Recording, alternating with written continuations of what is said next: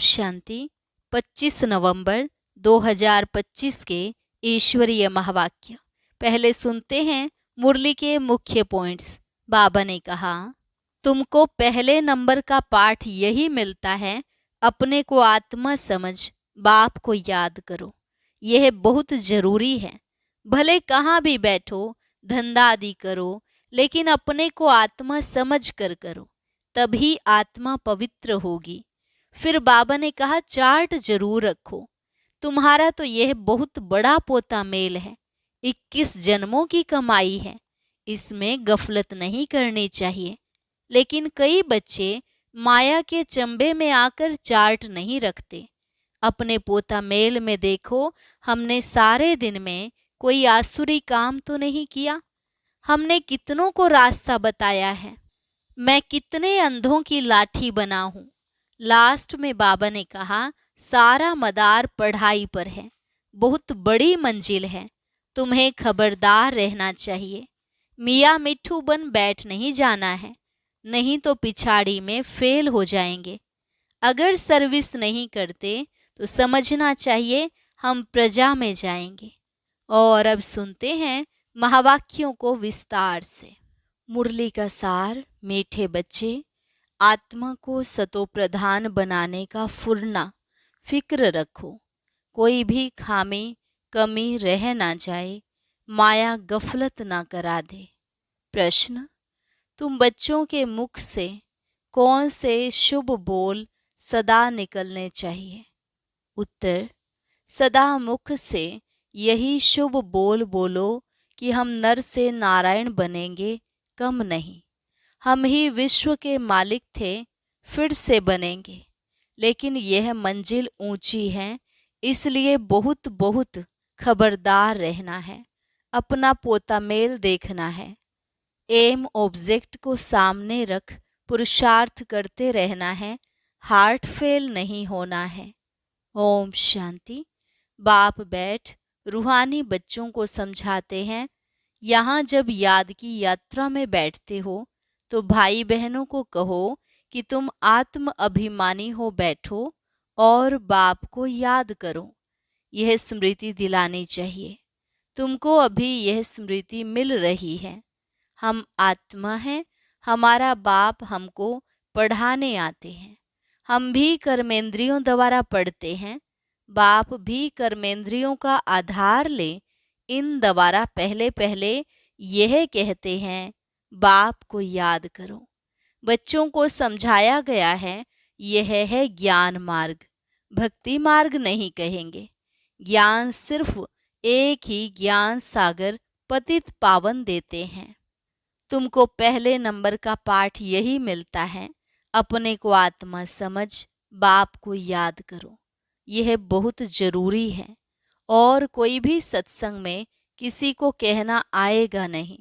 भल आजकल आर्टिफिशियल संस्थाएं बहुत निकली हैं, तुमसे सुनकर कोई कहे भी परंतु अर्थ समझ ना सके, समझाने का अक्ल नहीं आएगा। यह तुमको ही बाप कहते हैं कि बेहद के बाप को याद करो तो विकर्म विनाश हो जाए। विवेक भी कहता है, यह पुरानी दुनिया है, नई दुनिया और पुरानी दुनिया में बहुत फर्क है। वह है पावन दुनिया, यह है पतित दुनिया। बुलाते भी हैं, हे पतित पावन आओ, आकर पावन बनाओ। गीता में भी अक्षर हैं, मामेकम याद करो। देह के सर्व संबंध त्याग, अपने को आत्मा समझो। यह देह के संबंध पहले नहीं थे। तुम आत्मा यहाँ आती हो पार्ट बजाने। गायन भी है, अकेले आए अकेले जाना है। इनका अर्थ मनुष्य नहीं समझते, अब तुम प्रैक्टिकल में जानते हो। हम अभी पावन बन रहे हैं, याद की यात्रा से व याद के बल से। यह है ही राजयोग बल, वह है हठ योग, जिससे मनुष्य थोड़े समय के लिए तंदुरुस्त रहते हैं। सतयुग में तुम कितना तंदुरुस्त रहते हो, हठ योग की दरकार नहीं।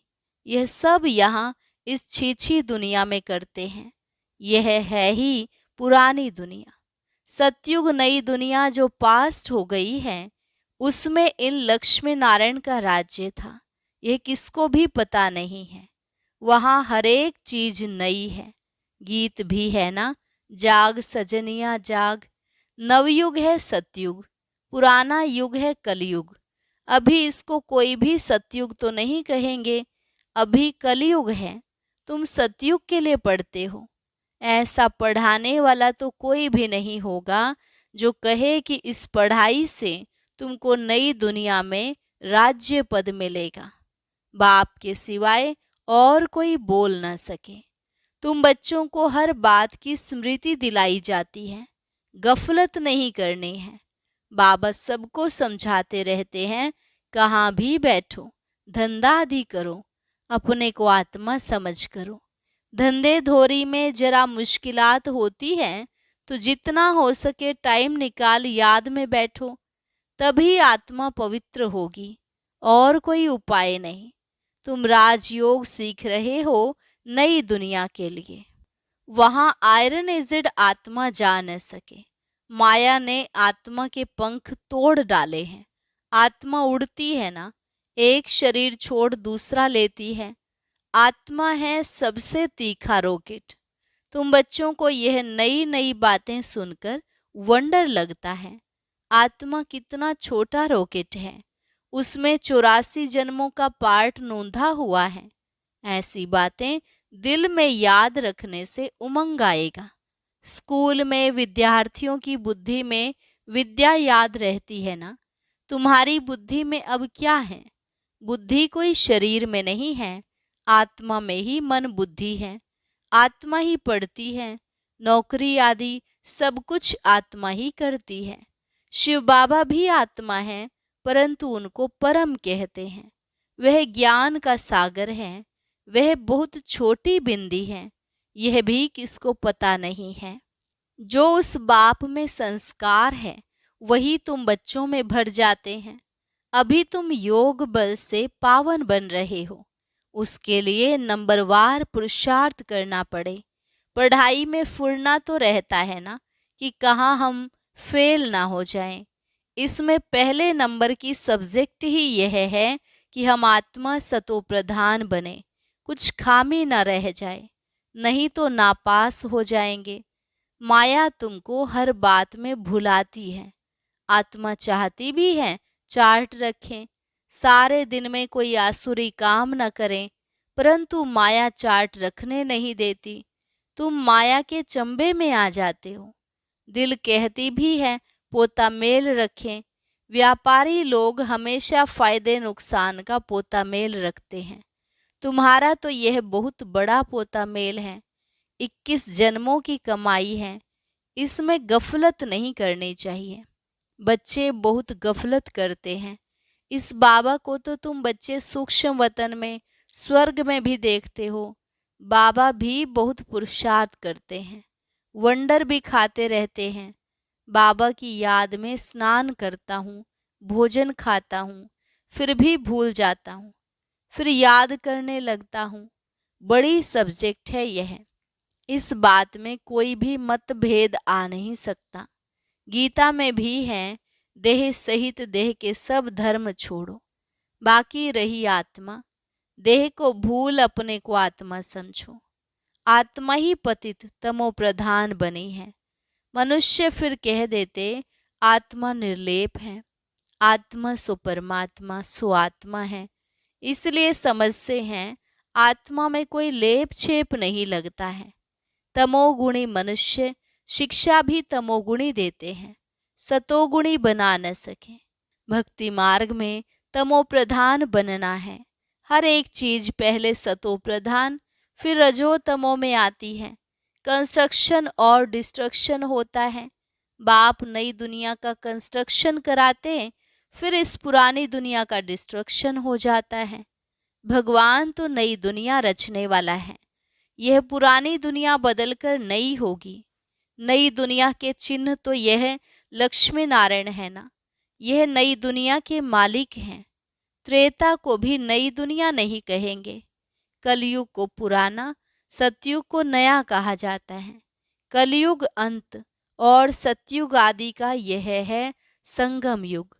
कोई एमए बीए पढ़ते हैं तो ऊंच बन जाते हैं ना।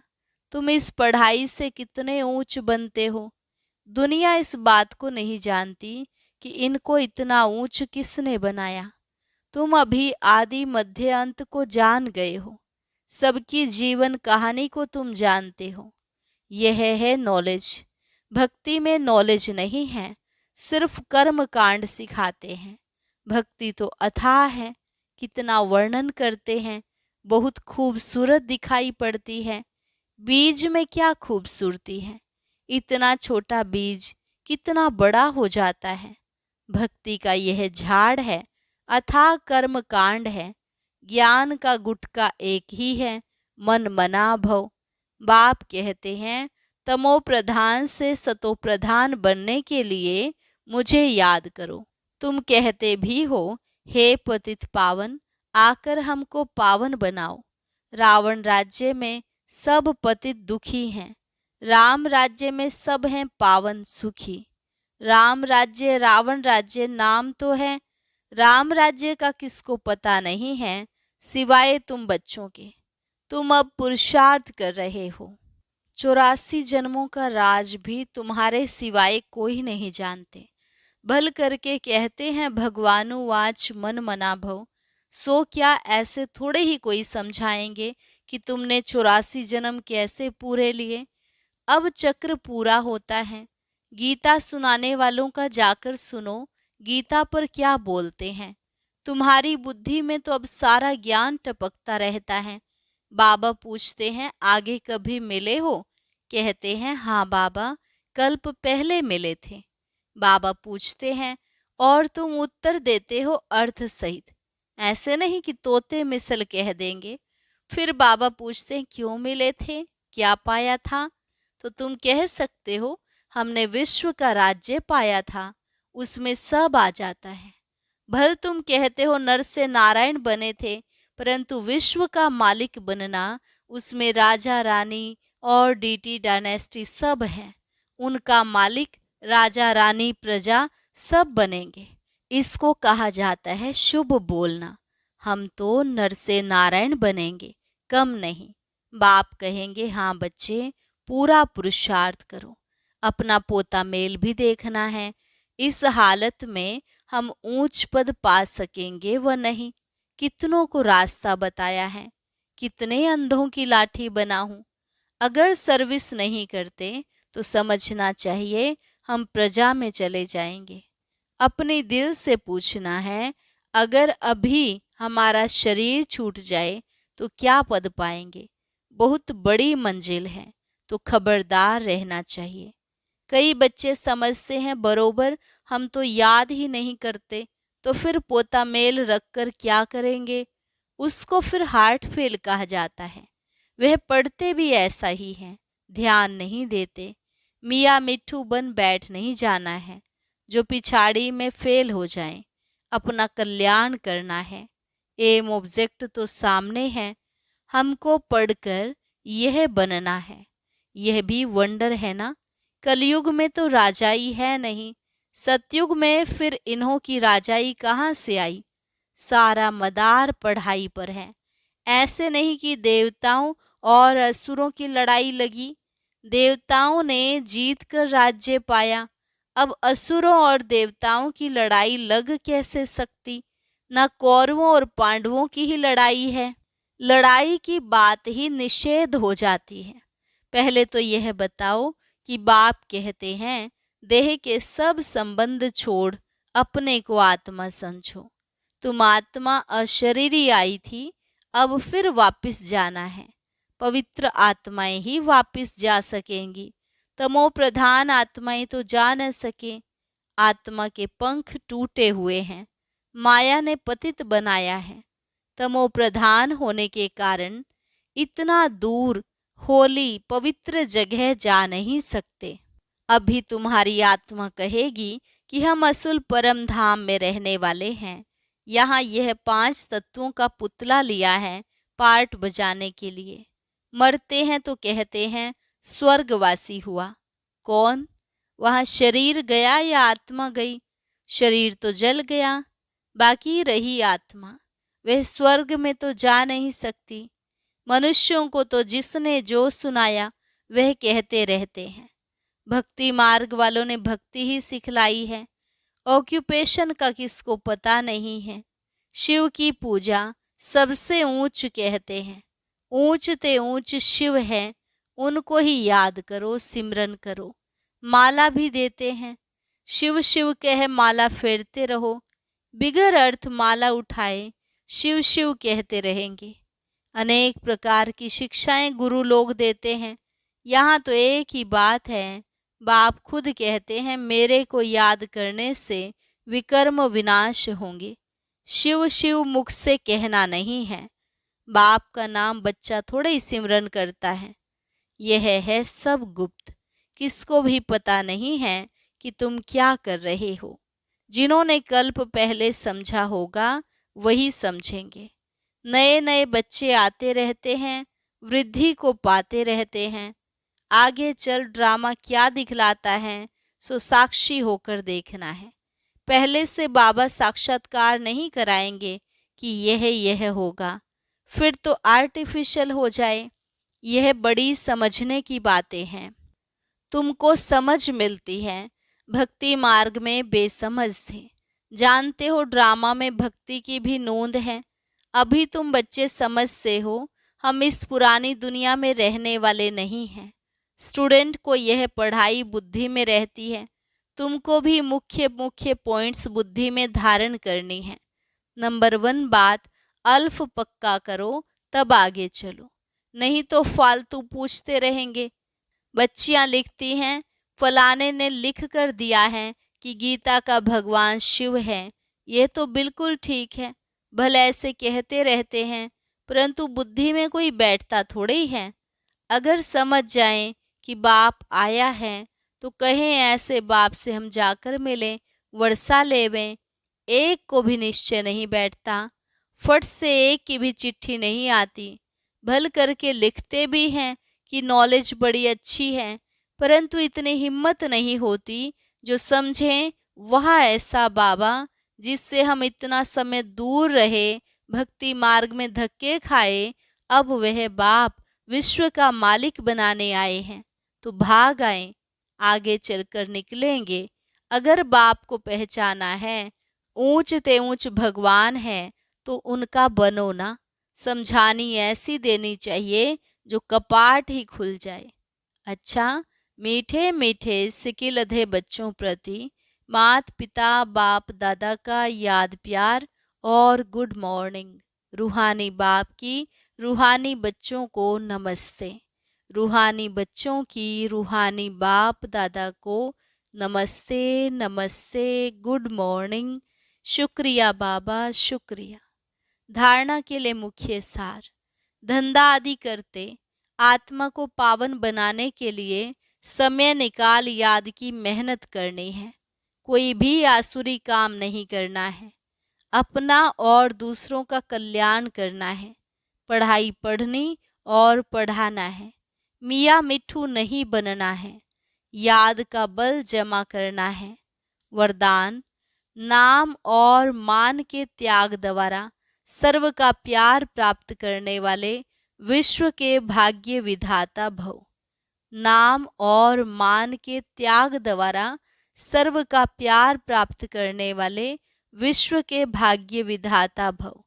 जैसे बाप को नाम रूप से न्यारा कहते हैं, लेकिन सबसे अधिक नाम का गायन बाप का है, वैसे ही आप भी अल्पकाल के नाम और मान से न्यारे बनो तो सदा काल के लिए सर्व के प्यारे स्वतः बन जाएंगे।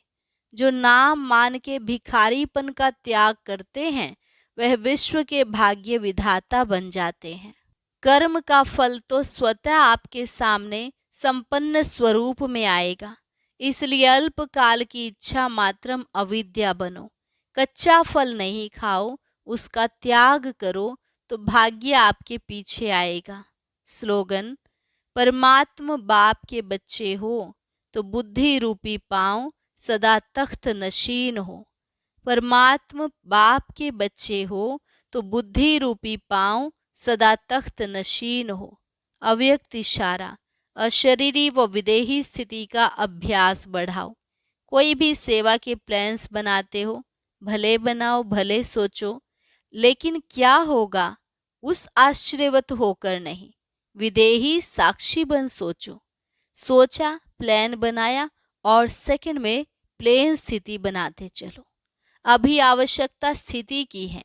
यह विदेही स्थिति परिस्थिति को बहुत सहज पार कर लेगी। जैसे बादल आए चले गए, विदेही अचल अडोल हो खेल देख रहे हैं। अच्छा, और अभी सुनते हैं आज का अव्यक्त ज्ञान मोती।